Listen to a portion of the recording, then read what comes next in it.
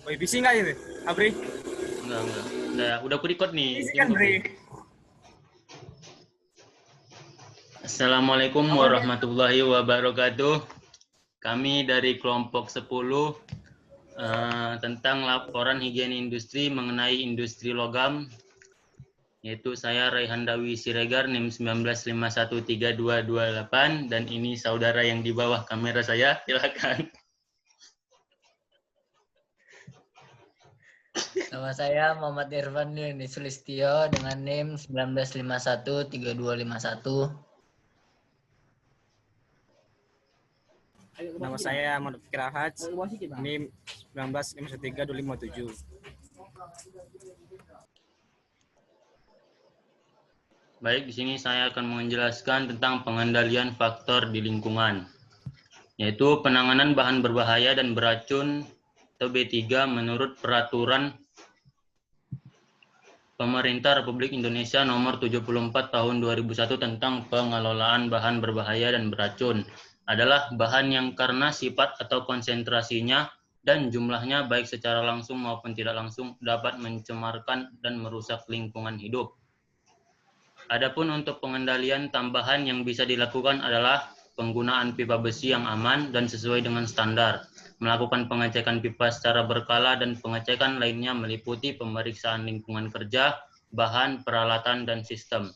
Melakukan pengawasan secara berkala untuk mengidentifikasi setiap kelainan yang terjadi seperti kebocoran, melakukan pengecekan kualitas tanah maupun air untuk melihat apakah tanah dan air terkontaminasi.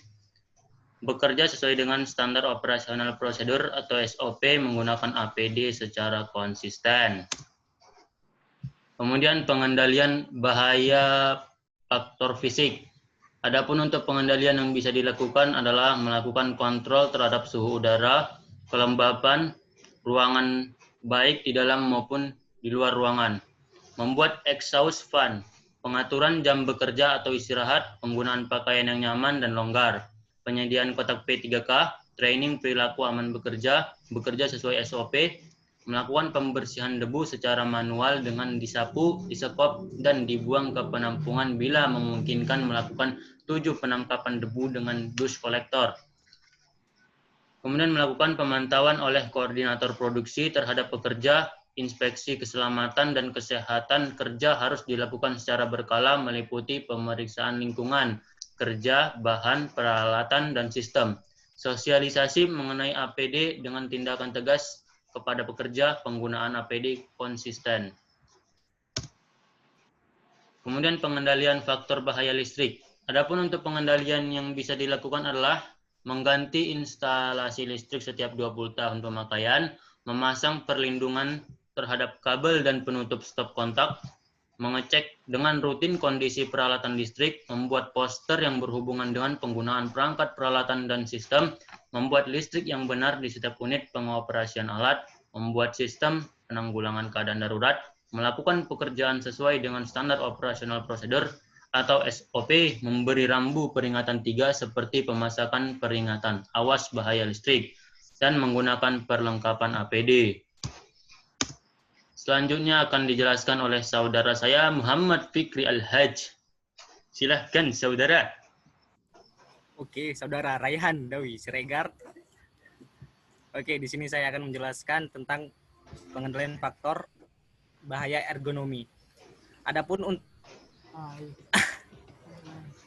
maaf, Bapak Fikri, saya tadi kuncat. Silakan dilanjutkan.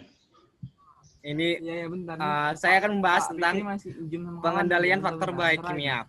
Adapun pengendaliannya itu melakukan 8 program pemeliharaan dengan mengecek dengan rutin kondisi tabung gas. 2. Melakukan kegiatan dalam penanggulangan keadaan darurat. 3. Melakukan pekerjaan sesuai SOP. 4. Memberikan rambu peringatan.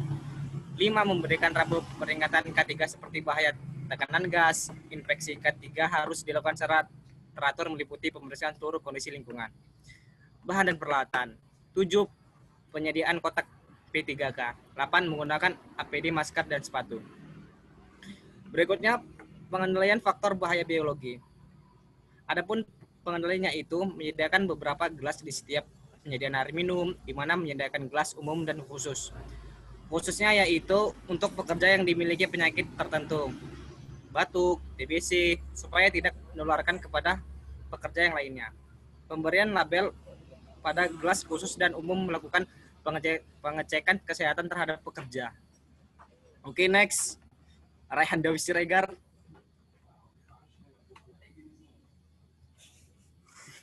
Parah.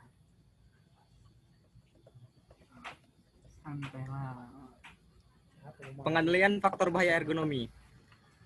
Adapun untuk pengendalian yang bisa dilakukan adalah proses pengangkatan bahan baku secara manual diganti menjadi penggunaan troli, melakukan pengaturan jam kerja, istirahat, bekerja sesuai dengan standar operasi prosedur atau SOP, penyediaan kotak P3K, melakukan pemantauan oleh koordinator produksi, penggunaan APD secara konsisten seperti sarung tangan, masker, dan sepatu safety.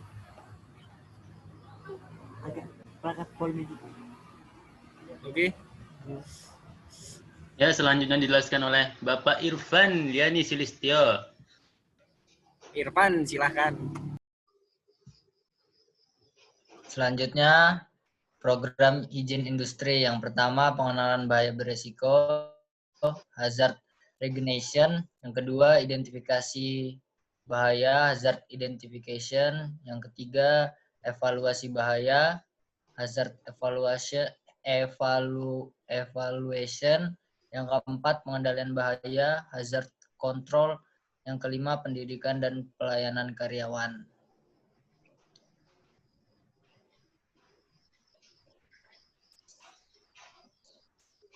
Promosi izin industri mengadakan pendidikan dan pelatihan karyawan, bisa diaplikasikan dengan pelatihan, yang kedua seminar, yang ketiga workshop, yang keempat peraturan atau kebijakan perusahaan, yang kelima rambu-rambu di lokasi kerja, dan yang terakhir punish and reward.